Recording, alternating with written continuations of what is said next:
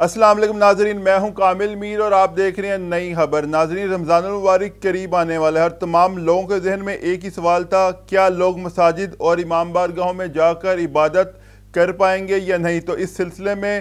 صدر مملکت عارف علوی اور تمام مکاتب فکر کے علماء کے درمیان آج مشاورتی اجلاس ہوا، جس میں 20 نکاتی ایجنڈے پر اتفاق ہوا، یعنی 20 احتیاطی تدابیر تمام مساجد اور امام بارگاہوں میں انتظامیہ کو اختیار کرنا پڑیں گی، جس کی وجہ سے لوگ عبادت بھی کر پائیں گے اور اس وبا سے بھی محفوظ رہیں گے۔ سب سے پہلے تمام مساجد اور امام بارگاہوں میں قالین اور دریاں نہیں بچھائی جائیں گی، جبکہ صاف فرش پر نماز ادا کی جائے گی۔ وہ مساجد اور امام بارگاہیں جہاں پر فرش کچے ہیں وہاں پر چٹائیاں بچھائی جائیں گی۔ لوگ اگر چاہیں گے تو گھر سے جائے نماز اپنے ساتھ لا سکیں گے، جبکہ مسجد میں نماز سے پہلے اور نماز کے بعد ہجوم سے گریز کیا جائے گا۔ وہ مساجد جہاں پر صحن موجود ہیں وہاں پر ہال کی بجائے صحن میں نماز ادا کی جائے گی۔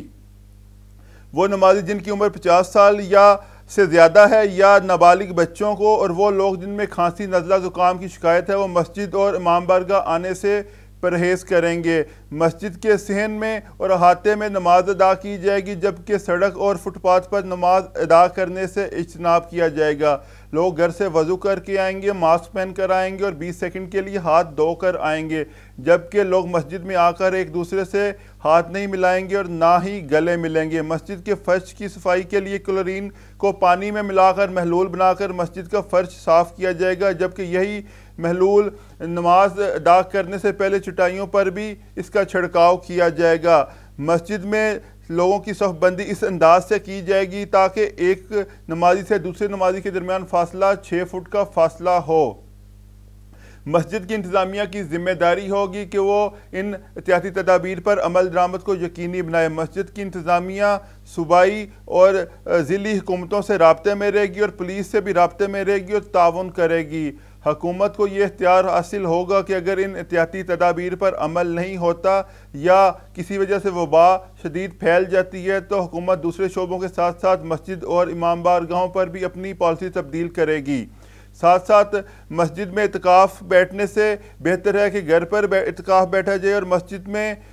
سحری اور افطاری کے انتظام کرنے سے بھی پرہیز کیا جائے۔ یہ بھی ان سفارشات میں اور ان احتیاطی تدابیر میں یہ بات بھی شامل ہے۔ لوگ ان چیزوں پر عمل کریں گے تو یقیناً ہم اس وبا سے اپنے آپ کو بھی محفوظ رکھیں گے اور دوسروں کو بھی اس وبا سے محفوظ رکھیں گے۔ ناظرین، اب میں بات کرتا ہوں پوری دنیا میں کرونا وائرس کے کیسز کے حوالے سے۔ ناظرین، اس وقت پوری دنیا میں 23 لاکھ سے زیادہ کرونا وائرس کے کیسز رپورٹ ہو چکے ہیں، جبکہ 1,57,000 سے زیادہ اموات اس وائرس کی وجہ سے ہو چکی ہیں، جبکہ 6 لاکھ لوگ ایسے ہیں جو اس وائرس کا شکار ہوئے تھے اور اب وہ صحت یاب ہو چکے ہیں۔ ناظرین، پوری دنیا میں امریکہ اور یورپ میں بڑے پیمانے پر اس وبا کو کنٹرول کرنے کے لیے لاک ڈاؤن کا سہارا لیا جا رہا ہے، لیکن یورپ کا ایک ملک ایسا ہے سویڈن، جہاں کی حکومت نے نہ لاک ڈاؤن کیا ہے اور نہ ہی سوشل ڈسٹینسنگ کو زیادہ پروموٹ کیا ہے۔ وہاں پہ ریسٹورنٹس بھی کھلے ہیں، وہاں پہ بارز بھی کھلے ہیں، وہاں پہ ہوٹلز بھی کھلے ہیں، وہاں پہ شاپنگ مالز بھی کھلے ہیں، یعنی کہ وہاں پہ بزنس ایکٹیویٹی بھرپور انداز میں جاری ہے۔ اس کے باوجود جو سویڈن میں ابھی جو کیس رپورٹ ہوئے ہیں ان کی تعداد باقی یورپین ممالک کی نسبت بہت کم ہے، یعنی سویڈن میں ابھی تک 14,000 کے قریب کرونا وائرس کے کیسز رپورٹ ہو چکی ہیں، جن میں 1500 لوگ اس وائرس کی وجہ سے موت کا شکار ہوئے، جبکہ 550 کے قریب لوگ اس وائرس کا جو شکار ہوئے تھے دوبارہ صحت یاب ہو چکے ہیں۔ ناظرین، اعداد و شمار کے مطابق سویڈن میں جو 9,000 کے قریب لوگ ہیں جو اس وائرس کا شکار ہوئے تھے، 14,000 میں سے وہ ان کی عمر 50 سال سے زیادہ ہے، اور جبکہ جو اموات ہوئی ہیں اس وائرس کی وجہ سے 1500 کے قریب، ان میں سے 80% لوگ وہ ہیں جن کی عمریں 60 سے 90 سال کے درمیان تھی اور اس کرونا وائرس کے علاوہ وہ دوسری بیماریوں کا بھی شکار تھے۔ تو سویڈن میں ابھی تک تو پراپر لاک ڈاؤن نہیں کیا گیا، اس کے باوجود سویڈن میں لوگ اتنے متاثر نہیں ہوئے جتنے دوسرے یورپین ممالک میں کرونا وائرس کی وجہ سے متاثر ہو چکے ہیں، جیسے کہ اٹلی کی، اسپین کی، فرانس کی مثال ہمارے سامنے ہے۔ سویڈن میں تمام شاپنگ مالز کھلے ہوئے ہیں۔ حکومت کا صرف یہ کہنا ہے کہ 50 سے زیادہ لوگ